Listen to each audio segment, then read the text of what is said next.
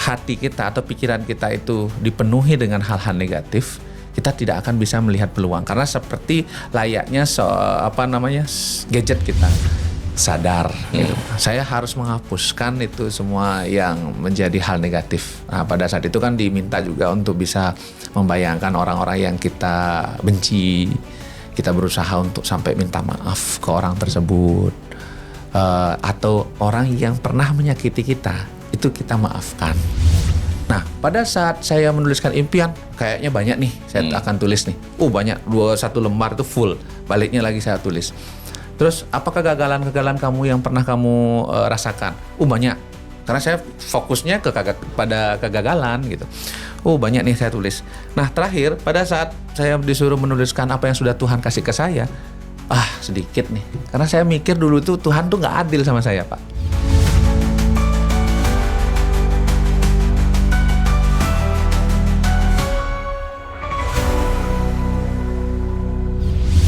Bicara cerdas pasti ada solusi. Kata orang bijak, bukan seberapa banyak kita jatuh atau seberapa buntu atas solusi yang belum kita miliki. Akan tetapi, berapa kali kita mau untuk bangkit kembali dan mau untuk mencoba.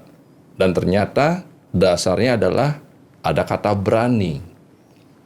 Sebelum kata berani pasti ada yang namanya kesempatan. Kesempatan itu adalah peluang. Peluang tanpa keberanian, tanpa kemauan, tidak akan mendatangkan yang namanya eksekusi. Hari ini kita akan diskusi bersama pengusaha muda Komang Manik Sumardika. Selamat datang, Mang. Terima kasih. Panggilannya Manik apa Komang? Manik aja. Manik ya. Manik, pertama kali coba deh diperkenalkan. Manik ini siapa? Dari mana?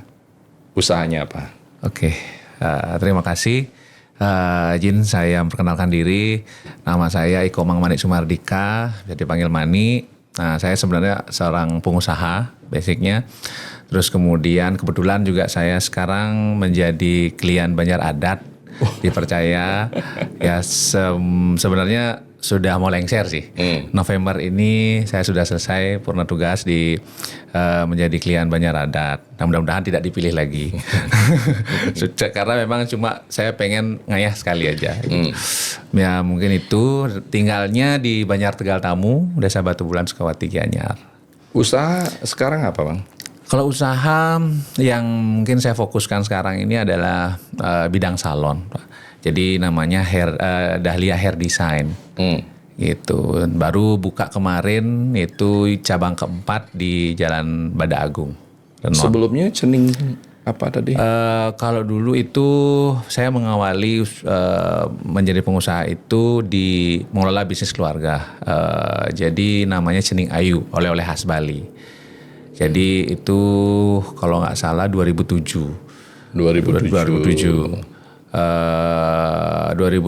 kita buat Cening Ayu. Akhirnya memang dalam perjalanan sebenarnya itu dibentuknya oleh kakak saya bersama dengan orang tua. Namun pada saat 2 tahun berjalan ternyata ada permasalahan keluarga. Jadi yang menyebabkan kekosongan kepemimpinan gitu. Jadi pada saat itu saya masih kuliah. Saya ambil S2 di Fakultas Ekonomi di UNUD. Jadi saya harus stop kuliahnya pada saat itu memang karena pengen fokus untuk bisa ngelola bisnis keluarga seperti itu. Sekarang umur berapa, Bang? Sekarang 38. Masih muda, Bang ya? Masih muda. 38 tahun. Iya. Mulai dari usaha besar, tadi saya dengar buka barbershop. Ya, Beberapa? Kok barbershop? Salon. Ya. Mencoba macam-macam hal. Ya. Kalau Komang Manik melihat tadi kan, ternyata peluang itu banyak. Kesempatan itu ada di depan mata. Tapi kita tidak pernah melihatnya. Bagaimana caranya, Mang? Bahwa mengatakan kesempatan itu ada selalu di depan mata. Oke. Kalau dari sepanjang pengalaman saya, ini jadi kalau misalnya saya flashback dulu pengalaman-pengalaman yang saya mungkin pernah lalui, sebenarnya peluang itu banyak banget ada menurut saya nih. Tapi kita menyadari atau tidak. Nah, kalau dari sepanjang pengalaman saya itu pada saat bagaimana kita melihat peluang itu tergantung dari suatu mindset. Kalau misalnya mindset kita positif, jadi tidak ada yang tidak ada yang mengganggu gitu. Kemampuan kita untuk menangkap peluang. Tapi kalau misalnya, kalau saya mungkin sedikit cerita dulu, karena kenapa sih mindset saya nggak bagus pada saat dulu? Itu karena memang lingkungan. Jadi terjadinya masalah keluarga, terus kemudian memang di keluarga saya itu mungkin banyak trauma-trauma yang memang menyebabkan saya itu banyak memiliki kesadaran yang negatif, banyak memiliki pemikiran-pemikiran negatif terhadap sesuatu, apa yang saya lihat, apa yang saya dengar. Nah, pada saat saya mengelola bisnis keluarga itu ambisi saya besar. Tujuan saya cuma satu, bukan harta yang banyak, tapi bagaimana saya menunjukkan saya bisa, saya mampu untuk mengalahkan kakak saya. Gitu. Itu hal negatif yang saya miliki dulu. Jadi dengan saya fokus tersebut, yang ada di depan mata saya itu hanya tujuannya untuk mengalahkan kakak saya, gitu. Jadi ya dengan itu saya merasakan saya nggak melihat peluang yang lain, gitu. Setelah saya jalankan, ambisi saya besar, pengen punya banyak perusahaan, ternyata ya tutup banyakan. Dan saya gagal. Gitu. Banyak tutup. Buat minimarket pernah, terus kemudian sampai bengkel las pun saya pernah buka. Cuma karena memang saya dulu pemikiran saya banyak usaha itu gengsinya gede gitu. Jadi pengusaha dengan 12 perusahaan gitu. Padahal kecil-kecil semua gitu kan. Nah, di sana saya baru menyadari bahwa misalnya main bisnis saya itu waktu dulu itu adalah oleh-oleh khas Bali. Nah, saya buat perusahaan kecil-kecil tapi banyak. Nah, pada saat itu menjalankan usaha itu kan nggak gampang ya. Jadi perlu fokus sebenarnya untuk membangun sistemnya, membangun manajemennya. Padahal pada saat itu ya mungkin manajemen saya itu nggak terlalu bagus. Jadi pada saat kita buka serentak banyak bisnis yang saya buat, tapi tidak saya bisa fokus di sana. Banyak masalah yang hadir dan saya kelabakan mencari solusinya itu apa gitu. Terus juga perusahaan yang memang notabene kita bentuk atau misalnya kita bangun tentunya kan tidak instan hasilnya. Perlu proses yang panjang, kita branding lah, marketing lah. Nah itu yang saya tidak pikirkan secara detail. Nah akhirnya merasa berat lah kita di sini karena memang menyusui perusahaan-perusahaan tersebut. Akhirnya ya sedikit demi sedikit saya tutup dan dari sana saya belajar banyak hal. Dari kegagalan-kegagalan tersebut saya mulai belajar seminar-seminar belajar di Patung Desemwaringin, terus banyak hal juga seminar-seminar yang saya ikuti masalah branding, marketing. Akhirnya itu yang menyebabkan saya sadar bahwa saya harus konsisten dulu, saya harus bangun bisnis saya, harus settle juga sistem dan manajemennya, baru saya akan melirik lini bisnis yang lain. Seperti yang lain. Ya, seperti itu. Tapi tadi tak menarik itu nih. Mindset. Ya, mindset hanya untuk mengalahkan kakak. Ya. Mindset hanya untuk memiliki banyak bisnis adalah nilai gengsi yang tinggi. Ya. Pengakuan semua ya, itu. Pengakuan. Yang pertama pengakuan, yang kedua pengakuan. Ya. Dan mindset inilah yang membuat orang itu tidak bisa melihat atau kejernihan berpikir itu keluar. Mindset ini yang membuat orang ini motivasinya berbeda. Itu nih ya pengalamannya. Tapi kalau kita bicara kegagalan Manik ya. Manik kan buka begitu banyak usaha. bahkan sampai tukang las pun dijalankan, gagal. Buka minimarket, gagal. Apa yang bisa dipelajari dari buka usaha gagal itu? Kenapa bisa gagal? Nah, tadi seperti yang saya ceritakan Selain mindset itu. Ya, sebenarnya itu suatu mungkin kata atau misalnya kelihatan simpel, tapi itu sangat penting sekali menurut saya. Karena apa? Semenjak saya menyadari bahwa mindset itu penting dan bagaimana saya merubah mindset saya dari awalnya itu penuh dengan hal-hal negatif, keluhan, benci misalnya. Saya kan ya dulu punya masalah keluarga dengan kakak nih. Saya benci banget sama kakak dulu. Jadi sampai pada suatu ketika saya sampai mengungkapkan bahwa ada mantan saudara. Jadi padahal teman-teman bilang, nih nggak ada mantan saudara, yang ada mantan istri, mantan pacar, mantan saudara itu nggak ada gitu. Nggak ada, aku punya gitu.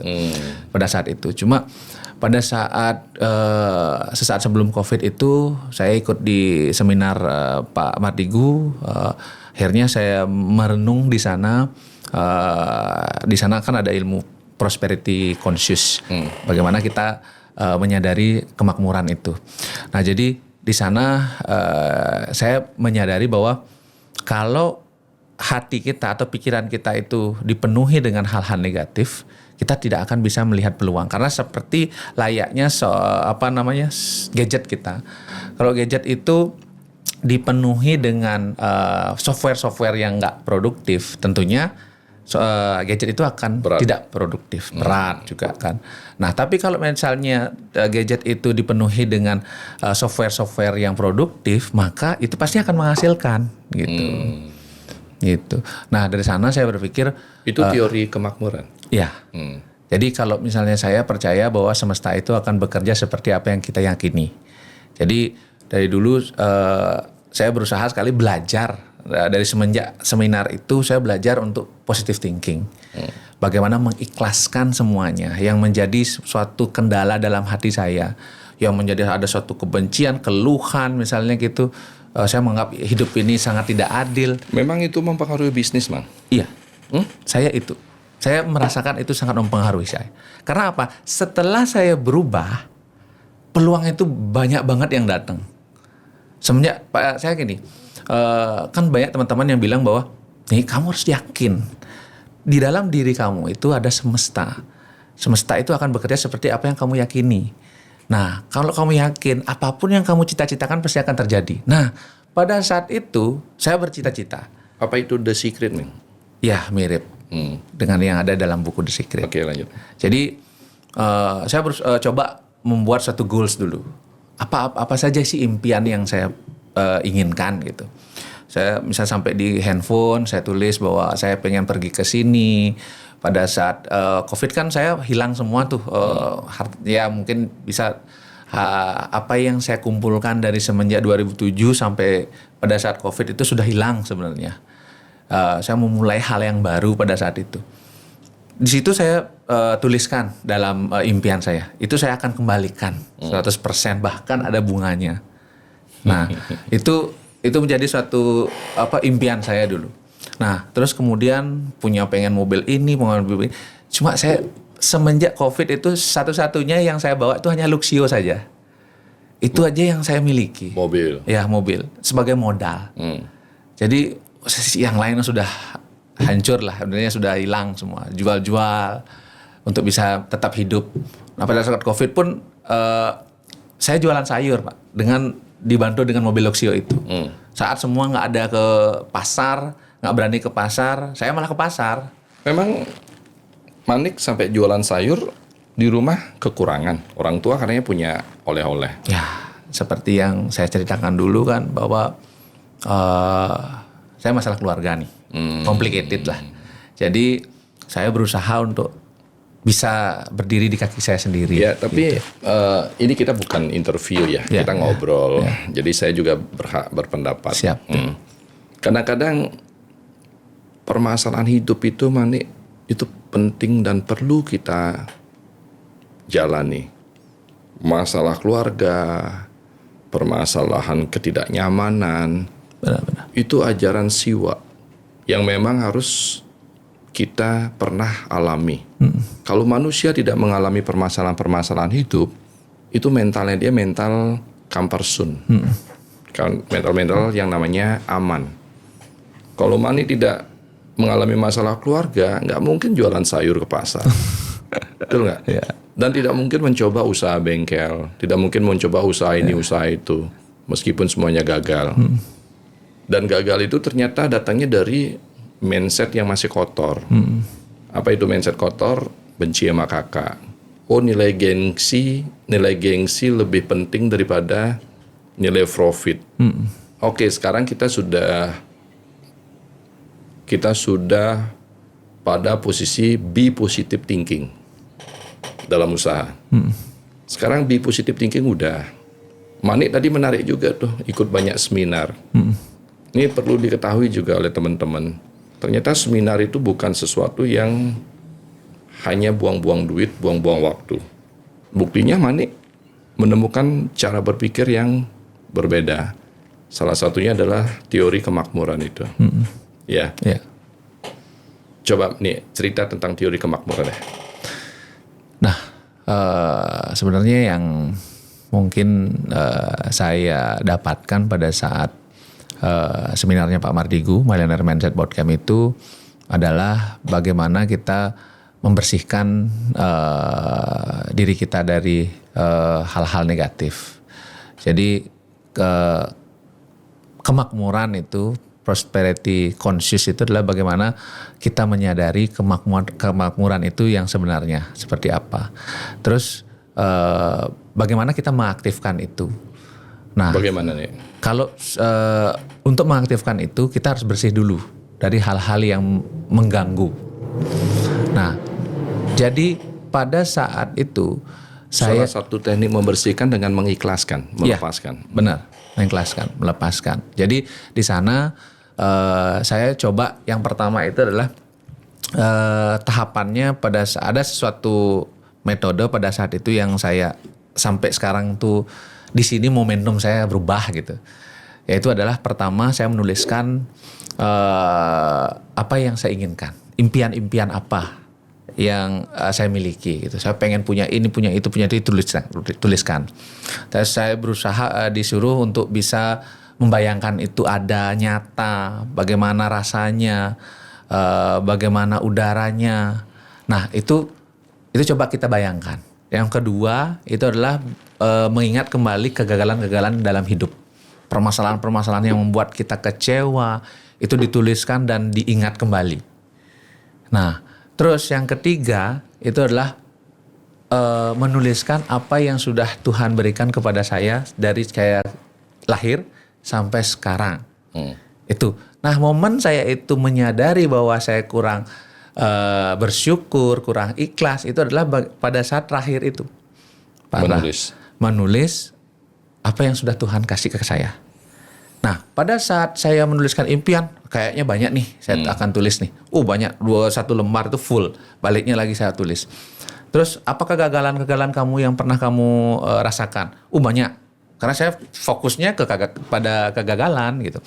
Banyak nih saya tulis. Nah, terakhir, pada saat saya disuruh menuliskan apa yang sudah Tuhan kasih ke saya, sedikit nih. Karena saya mikir dulu tuh Tuhan tuh gak adil sama saya, Pak. Nah, akhirnya saya coba nulis nih. Tuhan tidak adil sama saya, Pak. Dasar Komang bicara begitu apa? Mani. Saya merasakan bahwa apa yang saya buat itu pasti gagal. Oke.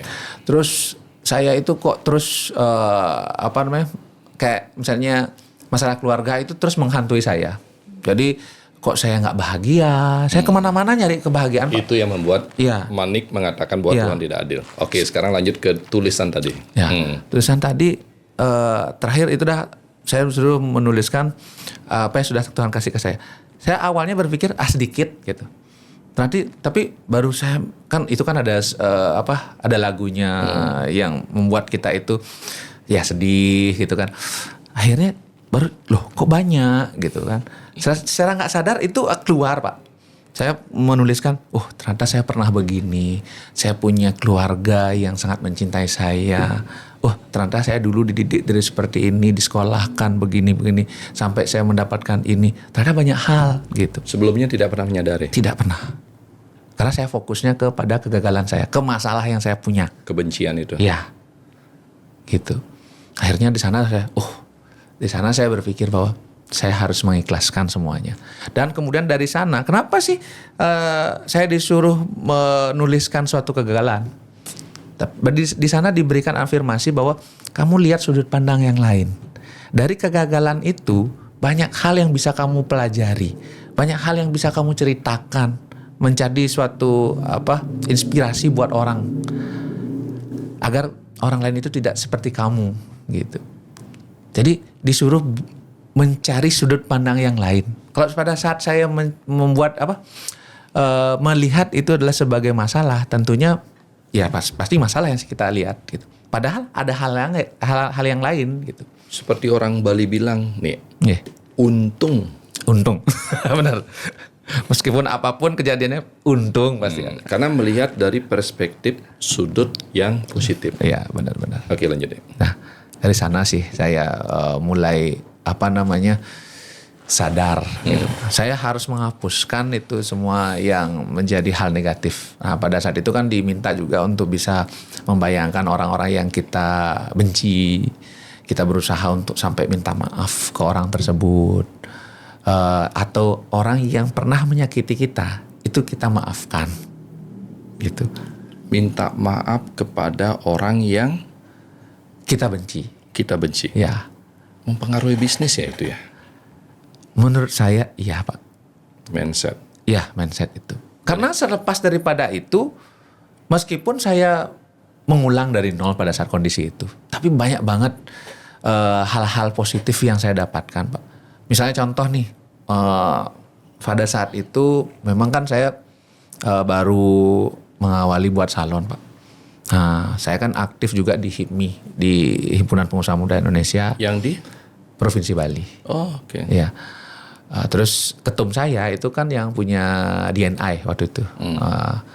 Terus kemudian itu kan DNI sudah banyak bercabang. Nah, kita pangsa pasarnya sama nih gitu. Saya bercita-cita suatu saat nanti saya akan skincare ya? Ya, skincare. Kalau saya kan rambut nih, kan pasarnya mirip lah Pak. Jadi saya bercita-cita suatu saat nanti Dokter Dharma itu akan join sama saya gitu. Tapi saya nggak pernah kontak-kontakan. Dokter Dharma ketua HIPMI Provinsi ya? Ya dulu. Setelah Dokter Dharma, Tum Agus, ya, itu Ajus. Nah kemudian di sana saya bercita-cita seperti itu Pak. Akhirnya setahun kemudian Tum Dok nelpon saya kan, nih ketemu yuk gitu. Ayo ketemu ngobrol-ngobrol gitu. Akhirnya yuk buat salon yuk gitu. Saya nggak ada ngasih proposal, enggak. Ternyata beliau nawarin saya gitu. Oh ayo gitu kan. Nah, emang Manik mengerti buat salon? Ya. Kok bahasanya ayo? Ya pada artinya saat itu kan, ada bayangan pingin buat salon? Pada saat itu kan saya sudah buat salon. Oh. Okay. Ya, saya sudah buat salon, sudah ada 2 cabang. Terus kemudian diajak sama dokter, terus kemudian ya saya menyambut baik. Itu kesempatan, meskipun apapun itu menurut saya sih pikir positif aja ya.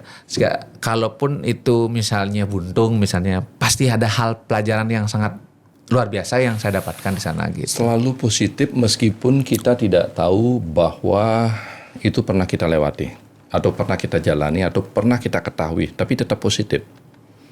Iya.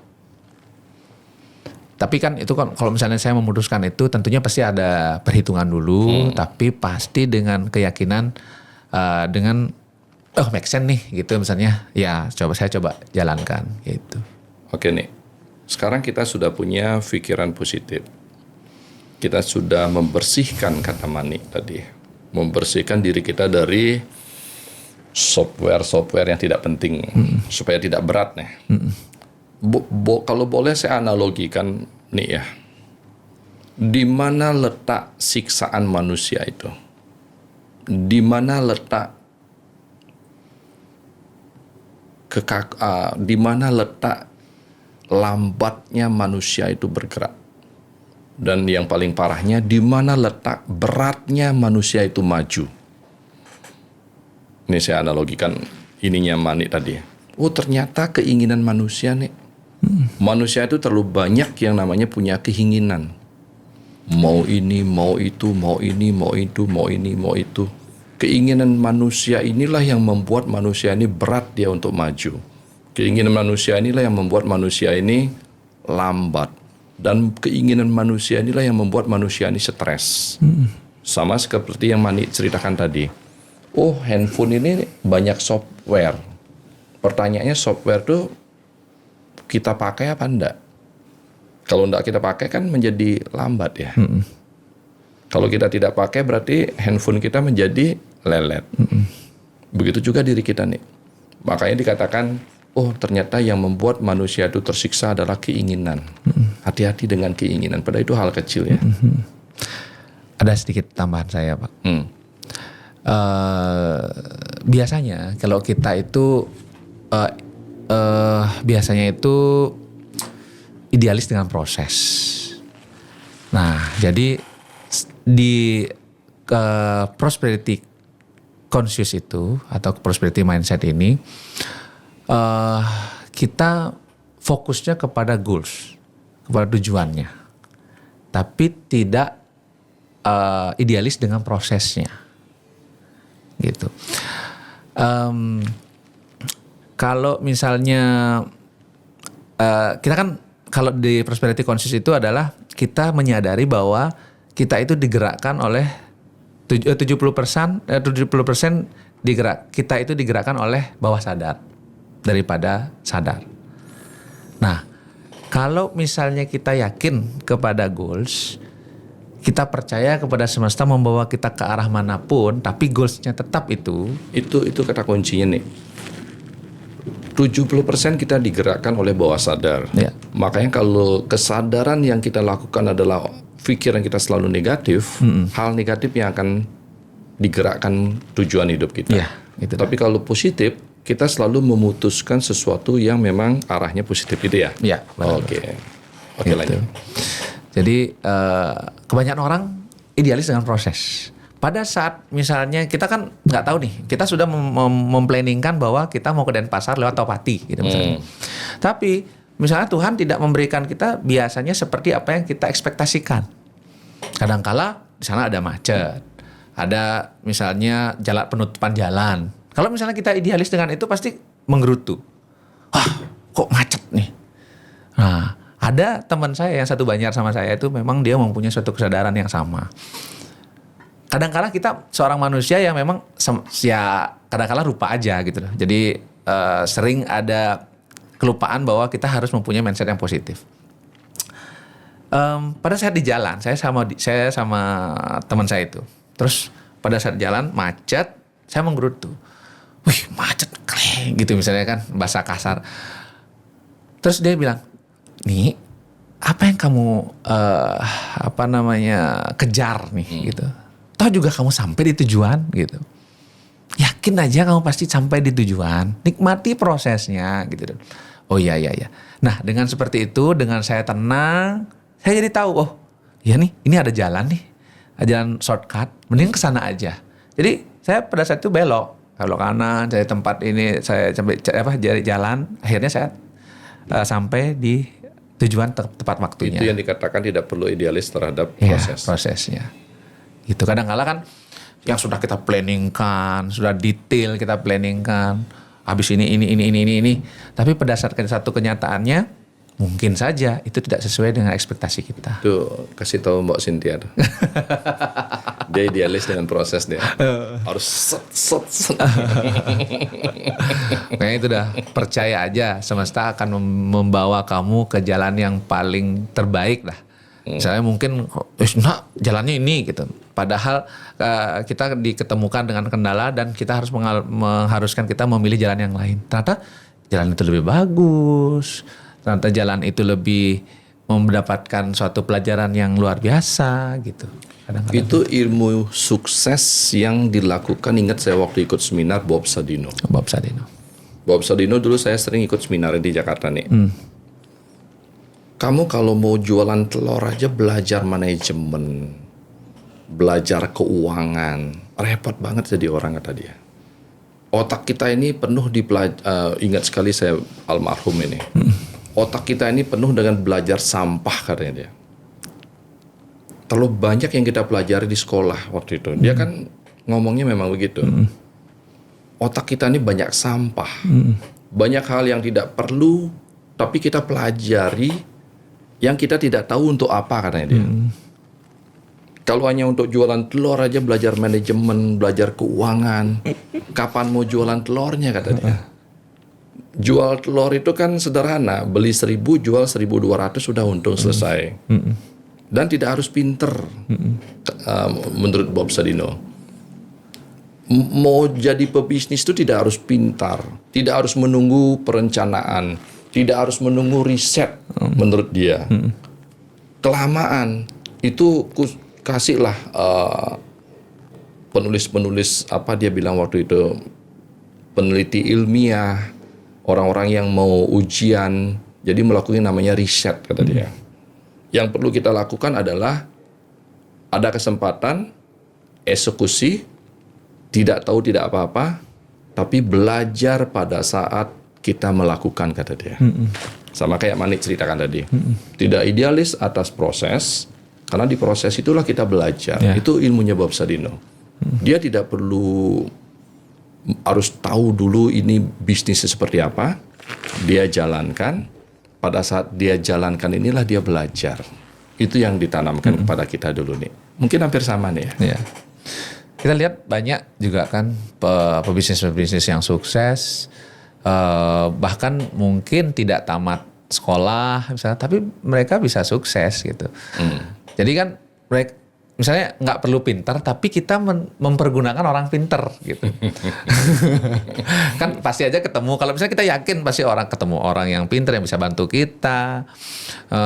Terus kalau saya sih dalam perjalanan ya, kalau misalnya saya yakin pasti ada. Misalnya nih sekarang saya staff saya atau manajer saya resign nih.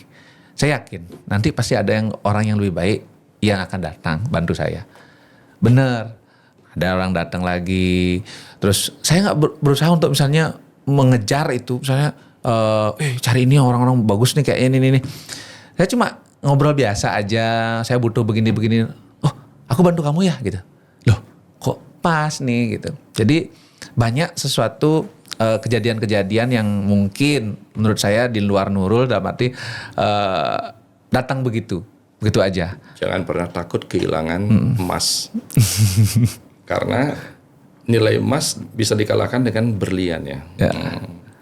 Jadi itu dah, saya banyak belajar dari teman saya. Meskipun dia itu nggak terlalu, ya kalau misalnya dibandingkan dengan skill saya untuk bagaimana membuat satu manajemen yang baik itu, mungkin dia nggak terlalu bagus ya, misalnya saya tapi keberuntungannya karena dia yakin gitu, keyakinan itu kuat banget gitu, sampai teman saya itu majang foto-foto mobil-mobil yang ingin dia beli gitu misalnya, sampai tanggalnya kapan gitu, ya mirip tanggalnya gitu. Ya karena keyakinan menurut Manik sekarang. Oh saya yakin sekali ya. Mana lebih penting, keyakinan apa pengetahuan dalam berbisnis? Yang paling penting itu keyakinan menurut saya. Keyakinan ya. Manik tentu membuka begitu banyak usaha setelah COVID itu. Tetapi oke lah, karena mindsetnya waktu itu salah. Karena pingin gagah-gagahan. Ya, benar. Sekarang Manik sudah memiliki be positive mindset. Kalau Manik lihat selain atas mindset yang salah dari kegagalan usaha yang pernah Manik jalankan itu, apalagi yang salah di situ yang Manik lakukan selain mindset itu sendiri? Pengelolaan keuangan, Pak. Jadi dulu kan saya itu dah membuat sesuatu tanpa berpikir tanpa memikirkan bagaimana kondisi keuangan yang kayak gitu, perhitungan yang ini juga lah. Intinya dari keyakinan tentunya pasti akan kita dibukakan apa yang harusnya kita lakukan. Pada saat kita memutuskan untuk berjalan ke sana, misalnya hambatan-hambatan apa yang kita perlukan, pasti ada aja jalan, misalnya kita diberitahu bahwa ini harus kamu siapkan ini, kan gitu. Nah, tapi pada saat saya sebelum mengetahui seminar mindset itu, saya belajarnya adalah, saya mengetahui kesalahan saya itu adalah di pengelolaan keuangan. Di mana saya ikut Pak Tung Desem Pak Tung Desem Waringin, terus Financial Revolution. Di sana baru saya berpikir bahwa bagaimana mengendalikan yang namanya keinginan. Jadi di sana disuruh bahwa menunda kesenangan gitu. Ini menarik. Bagaimana mengendalikan keinginan dengan cara menunda kesenangan. Itu Financial Revolution. Ya. Ternyata Financial Revolution mindset juga ya? Iya, awalnya mindset. Nah, baru teknisnya bagaimana kita berinvestasi, bagaimana passive income itu bisa membiayai hidup kita gitu. Mereka kan intinya mindsetnya dulu dibentuk, baru teknisnya bagaimana kamu membagi hasil dari pekerjaanmu itu kedua nih, active income atau passive income, berinvestasi untuk bisa menghasilkan passive income. Goalsnya adalah bagaimana passive income kita bisa membiayai hidup kita, gaya hidup kita. Oke. Mindset, pengelolaan keuangan, udah kita miliki. Mindset yang positif, pengelolaan keuangan. Tapi ada tadi menarik juga, mindset itu ternyata bagikan magnet yang bisa menyedot orang-orang positif datang ke kita. Benar. Ya, itu akan saya pakai sebagai acuan tuh. Nih, thank you nih. Mindset positif akan menyedot orang-orang positif datang kepada kita. Sekarang anggaplah anak-anak muda yang baru mau buka usaha nih, baru mau memulai bisnis, baru mau menjalankan peluang yang dia lihat, yang kita tanyakan. Bagaimana caranya bahwa peluang ini akan menguntungkan? Bagaimana caranya kesempatan ini akan memang bisa boom di kemudian hari? Atau bagaimana caranya memulai bisnis atas peluang yang bisa kita lihat? Oke. Menurut saya semua hal yang mungkin misalnya nih lini bisnis apapun itu semua sebenarnya menguntungkan. Tidak ada yang ini ini nggak menguntungkan. Menurut saya itu tergantung bagaimana kita mengeksekusi. Satu, misalnya dengan modal keyakinan, pastinya ada jalan nih, ada jalan yang ditunjukkan kepada kita. Nah, kalau misalnya kita haus dengan suatu pengetahuan. Ya intinya kalau misalnya kita sebenarnya kan investasi lahir ke atas ya. Intinya bagaimana pada saat kita menemui kendala atau misalnya membuat suatu bisnis ternyata nggak begitu jalan. Nah itu kan kita harus berpikir nih, bukan salah bisnisnya, tapi salah kita mengeksekusinya gitu. Kadang-kala kita karena kurang mungkin pengetahuan, tentunya kita membuat sesuatu hal yang sama. Misalnya orang lagi rame buat ini, misalnya barber ya ikut barber. Betul. Nah, kadang-kadang banyak orang-orang itu misalnya anak-anak muda yang mungkin ikut-ikutan gitu. Sedangkan pada saat kita berbisnis kita harus mempunyai unique selling proposition. Apa? USP. Apa itu? Unique selling proposition. Harus kita mempunyai suatu keunikan gitu. Kita harus mempunyai perbedaan dengan yang lain. Misalnya kalau misalnya barber itu sudah ada yang ramai. Nah, kita kalau mau buat barber yang sama, value yang sama, kenapa? Apa menjadi alasan untuk orang itu pindah ke tempat kita? Kalau kita tidak mempunyai suatu keunikan yang lain atau kelebihan yang lain, gitu. Nah, ini penting nih. Kalau saya belajarnya Pak ya. Banyak usaha sama yang ada di sini Mau itu pengacara kayak saya, mau itu barber, mau itu Chinese food. Sekarang pertanyaannya, apanya yang beda? Mengapa saya datang ke tempatnya Manik? Itu mainnya. Iya. Jadi keputusan untuk mencoba itu kan pasti harus ada sesuatu hal yang menarik nih. Nah, jadi untuk bisa orang itu tertuju kepada sesuatu objek itu pasti harus ada yang unik, harus ada yang menarik gitu. Makanya banyak orang mungkin tidak berpikir bahwa mereka harus memiliki suatu keunikan. Nah, kalaupun itu mencari keunikan, tentunya yang harus relate dengan apa yang dibutuhkan gitu. Kalau saya dulu belajar di mana ya saya dulu ya, Grounded Coach Fahmi. Nah di sana kita harus mengetahui buyer value. Itu dengan metode 12-12, 55-33-11. Artinya Kita harus mencari 12 keinginan customer terhadap produk kita atau jasa kita. Apa sih yang dibutuhkan oleh customer? Coba digali itu 12 alasan. Nah, terus cari juga 12 hal yang harus kita lakukan untuk bisa memenuhi keinginan mereka. keinginan itu, kebutuhan itu. 5 core value.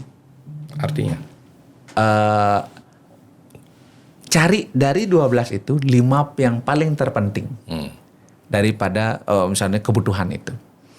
5 core competence. Kompetensi apa yang harus kita miliki untuk bisa memuaskan customer, kebutuhan customer tersebut.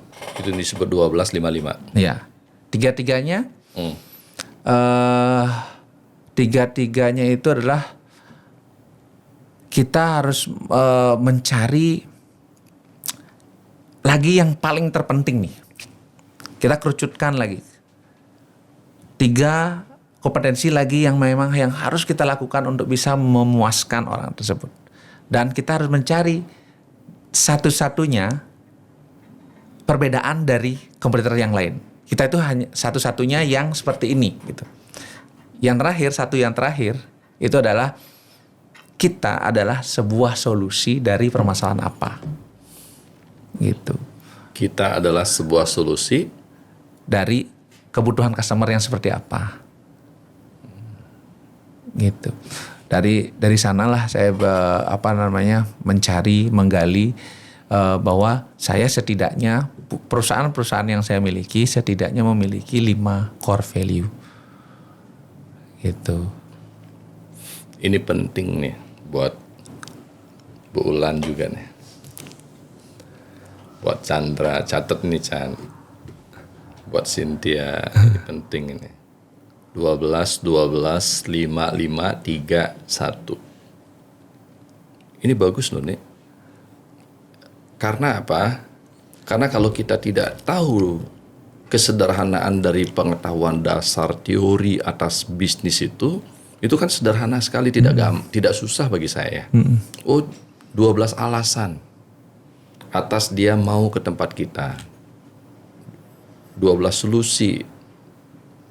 Ada 5 core, ada 3. Saya rasa semua orang mampu itu nih ya.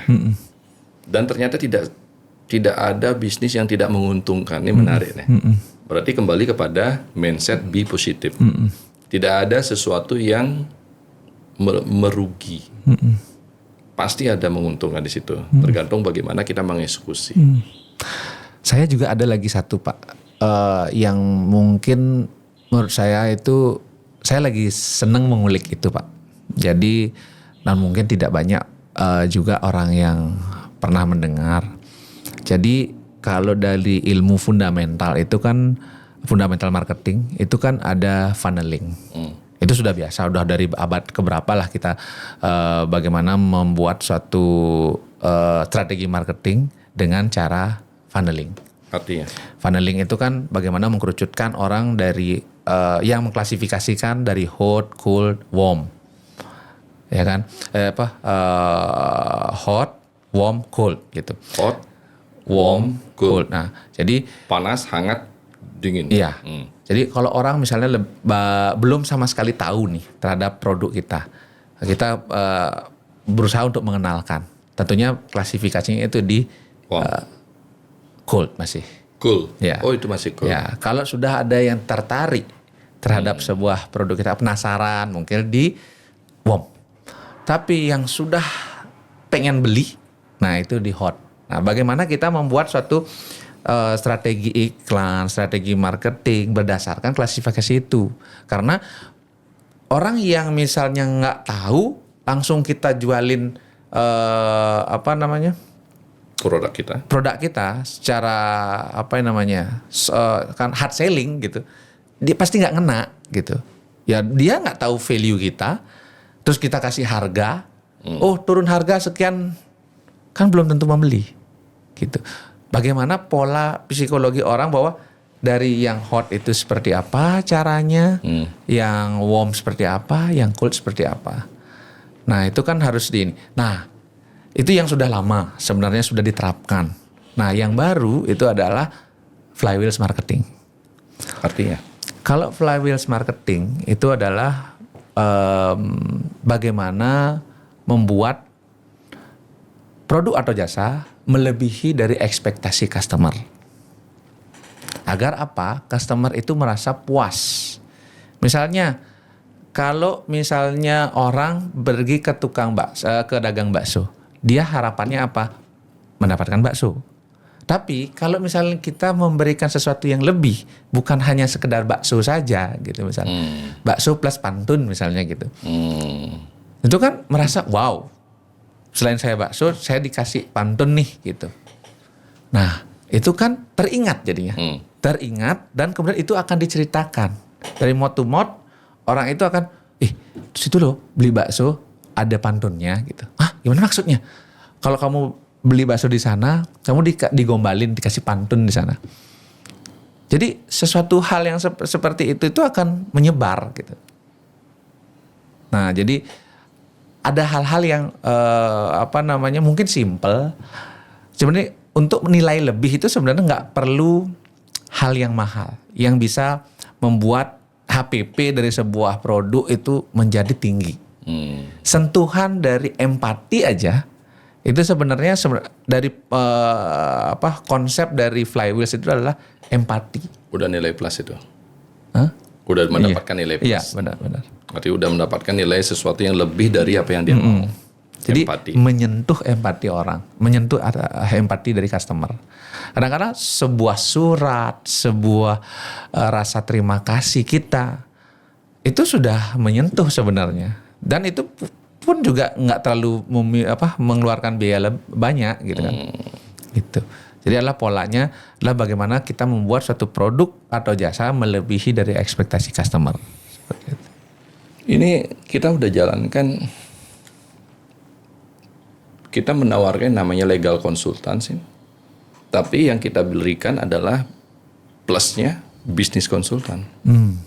Karena kita punya jaringan dan relasi. Gitu ya. Padahal yang kita tawarkan adalah legal konsultannya. Tapi karena saya juga ada pengalaman bisnis dan dasar ekonomi, kita mampu sama-sama membangun bisnis teman ini. Kurang lebih itu ya. Jadi itu yang membuat diri kita berbeda dengan yang lain.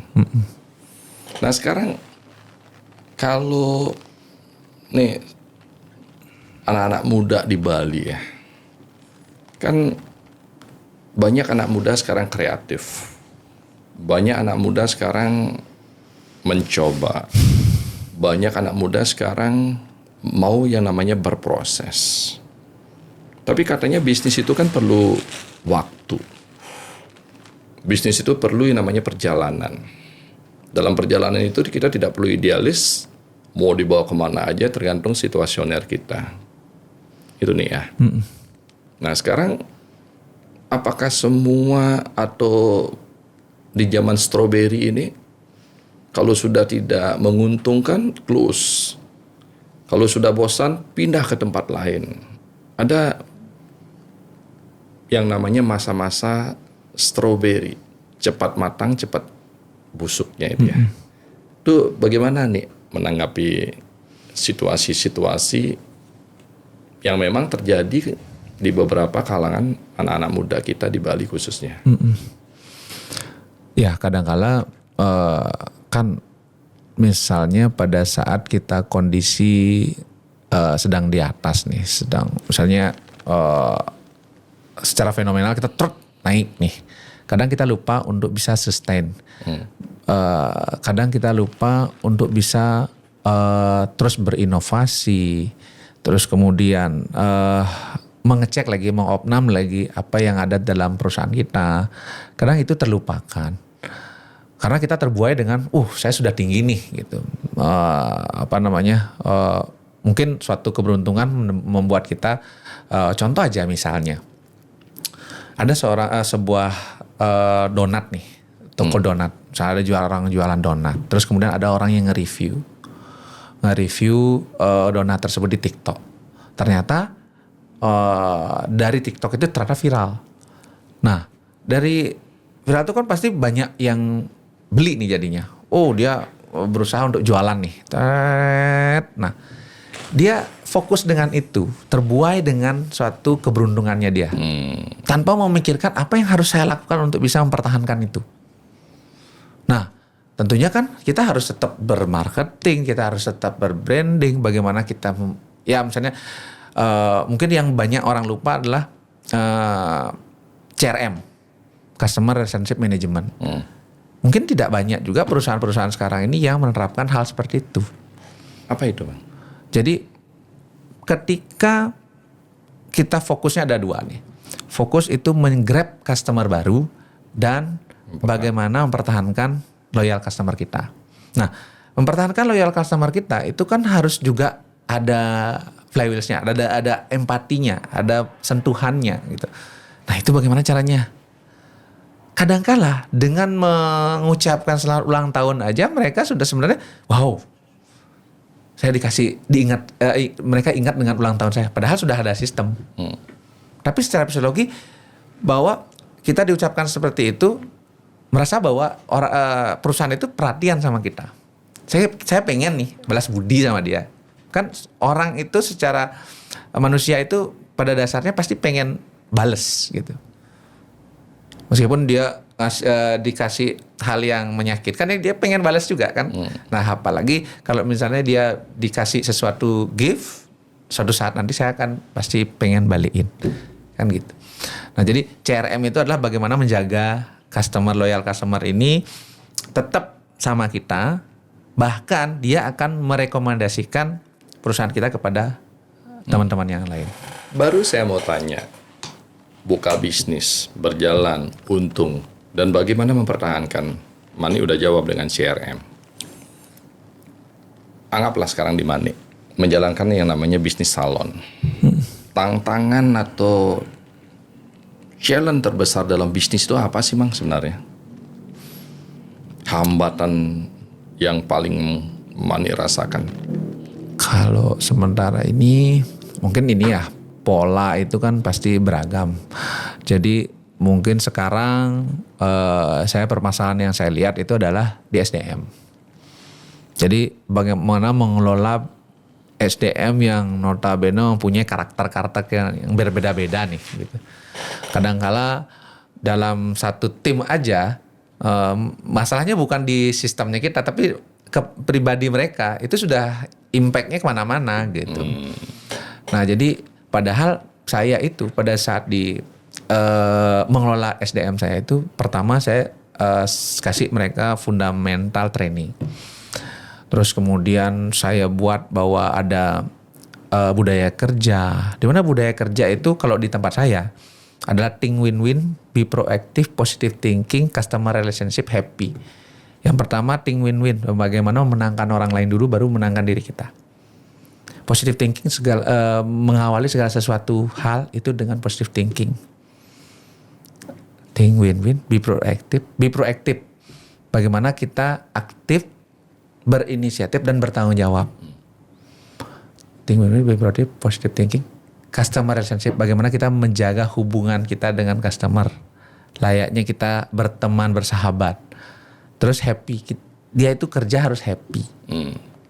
Padahal sudah seperti itu goals dari visi misi perusahaan. Itu setiap briefing ada credo, ada 12 service standar, 3 step of service. Tapi tetap aja kalau misalnya mereka dalam keseharian mereka gitu tidak kita pantau di seorang leaders di satu cabang itu tidak mengelola mereka dengan baik, tetap aja itu nggak efektif gitu. Nah sekarang permasalahan itu adalah bagaimana dari pesan yang kita sampaikan di atas bisa sampai ke bawah dengan jelas gitu. Nah saya perlu misalnya memang mendidik leadership daripada pemimpin-pemimpin yang ada di bawah, misalnya kayak supervisor. Gitu. Oke lah kalau manajer sudah sering kontak-kontakan sama saya nih. Tapi belum tentu dari mereka, dari manajer itu ke supervisor ke staff. Nah itu yang perlu saya benahi gitu. Karena memang selama ini nih saya sering dipusingkan dengan permasalahan drama. Ada drama Korea, drama Gong dan lain-lain gitu. Ternyata di mana-mana itu memang bisnis itu ya challenge-nya adalah SDM. Ya. Dan ternyata itu sudah ada solusinya, Bang. Ya. Udah ada solusi yang Arti Mani tadi sampaikan ya. Meskipun ada drama, disitulah kalau nggak ada drama kan tidak ada yang kita tonton. Benar-benar. Berarti itu adalah sebuah hiburan. Ya. Dari drama itulah kita menamakan, mengkombinasikan, menyesuaikan, dan memfungsikan sesuai drama tersebut. Ya kalau jam malam ya dramanya jangan yang. Nah, Ya. sekarang kalau ditanya ending daripada bisnis itu apa ya? Goalnya atau tujuannya? Udah bisnis berkembang, terus apa ini? Mau kemana? Mau ngapain? Kalau menurut saya Pak ya, jadi itu sebenarnya sudah tertuang dalam visi misi perusahaan kami. Jadi sebenarnya pengennya itu saya adalah kebermanfaatan untuk semua aspek. Satu customer, yang kedua owner, kan kita pengen juga ya intinya mengembangkan aset tentunya. Terus kesejahteraan karyawan dan kebermanfaat kita untuk masyarakat luas gitu. Itu saya pengen banget gitu. Jadi dalam hidup saya ini yang paling pengen saya lakukan itu adalah bagaimana bermanfaat untuk banyak orang gitu. Ya, kembali kepada mindset. Kalau dikatakan tadi CMR apa? Apa ya? CM Customer Service. Oh, CRM. CRM yang pertama itu adalah memenangkan orang lain dulu. Oh itu budaya kerja Pak. Oh budaya kerja, sorry. Budaya kerja. Hanacita Hanacita culture Ya, namanya. memenangkan orang lain dulu. Oh kalau tujuan kita memberikan keuntungan kepada orang lain dulu atau memenangkan orang lain dulu, karma kita lah nanti kita akan dimenangkan. Artinya tadi dikatakan Manik, tujuan bisnis itu adalah kebermanfaatan atas banyak orang. Kalau kita sudah merasa berpikiran mindset kita di awal untuk bermanfaat untuk banyak orang dan kita lakukan itu kebermanfaatan kita, maka alam akan memberikan kemanfaatan lebih banyak kepada personal kita. Kalau awalnya kita ingin memperkaya diri untuk untung sendiri dan lain sebagainya, alam pun juga mungkin akan mengevaluasinya ya. Oke Mang, ini banyak hal positif yang kita bisa dapatkan dari pembicaraan ini. Banyak sekali pengetahuan-pengetahuan ini. Dan harusnya yang kita dengar ini menjadikan diri kita itu berubah. Tidak mungkin tidak berubah. Saya aja menggunakan beberapa kata-kata Manik tadi akan kita pakai dalam proses menjalankan yang namanya usaha. Closing statement nih. Bagi teman-teman yang buntu, bagi teman-teman yang rugi terus, bagi teman-teman yang merasa terpuruk, bagi teman-teman yang belum beruntung, bagi teman-teman yang masih nasibnya katanya sial. Coba nih, mau bilang apa nih? Oke. Karena mungkin ya saya itu pernah merasakan hal yang sama. Kalau misalnya kita ketemu dengan orang yang banyak masalah, sering ngeluh gitu. Tentunya itu kita harus berpikir, lihat ke dalam diri kita. Jadi karena saya pernah mengalami hal yang serupa. Nah kemudian kita harus cari tahu nih, ada yang salah dalam diri kita apa enggak. Jadi sebenarnya yang kita permasalahkan itu, masalah yang kita dapatkan sekarang, yang kita rasakan sekarang, itu bukan karena orang lain, tapi karena diri kita sendiri. Jadi bagaimana kita itu segala sesuatu itu belum masalah kalau kita belum mengartikan itu sebagai suatu masalah. Nah, kalau menurut saya kita harus mengikhlaskan semuanya. Tidak ada lagi hal-hal negatif yang ada dalam diri kita, ikhlaskan. Mungkin ada orang yang menyakiti kita beri maaf. Mungkin ada, kalau misalnya kita mempunyai suatu ketidaksengajaan menyakiti orang lain, kita minta maaf. Artinya tidak ada hal yang mengganggu kesuksesan kita dalam diri kita. Nah, semesta akan bekerja seperti apa yang kita yakini. Kalau kita yakin segala sesuatu itu pasti akan bisa terrealisasi. Itu Pak. Bersih-bersih. Bersih-bersih atas apa? Bersih-bersih atas sesuatu yang memang tidak ada tujuan yang jelas. Bersih-bersih atas apa? Bersih-bersih atas pikiran-pikiran yang masih kotor. Bersih-bersih atas apa? Bersih-bersih atas mindset kita mau kemana tujuan akhirnya. Mau untuk diri sendiri apa mau untuk banyak orang. Artinya sering orang berkata, oh hidup ini adalah dari pikiran. Penyakit ini adalah dari pikiran. Kesuksesan ini adalah dari pikiran.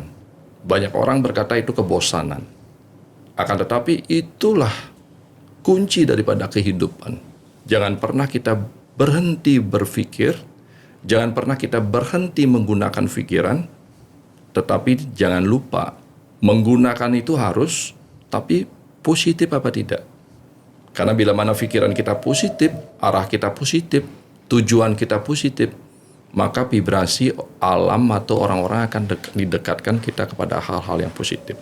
Dan kata Mani, cara menjadi positif yang paling cepat adalah dengan mengikhlaskan, dengan melepaskan, dengan menyerahkan semuanya atas hal-hal yang tidak baik itu untuk menjadi hal-hal yang baik. Semoga kebaikan datang kepada kita semua dan diberkati sukses selalu. Mani, thank you. Terima kasih banyak. Terima kasih kesempatannya.